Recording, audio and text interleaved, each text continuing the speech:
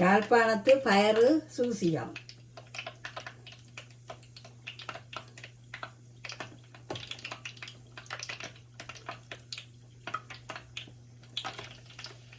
அந்த நாளையில் பாட்டி என்றது எங்களோட மனுஷன் தாய் அம்மா.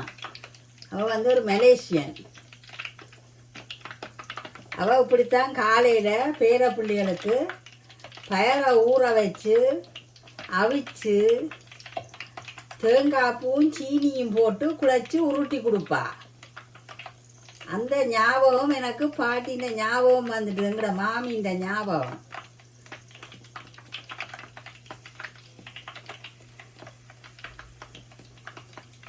நாங்கள் இதை எண்ணெயில் பொரித்து சாப்பிட்டா பிள்ளைகள் சாப்பிடுவோம், எல்லாம் இவரும் சாப்பிடுவார்.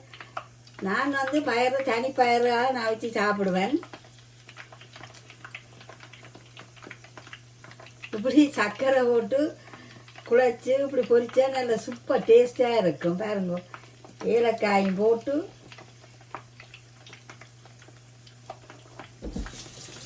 பொரிச்சு எடுக்க வேணும். நல்ல வாசமாக இருக்கும். பாட்டி காலையிலே எழும்பிடுவா.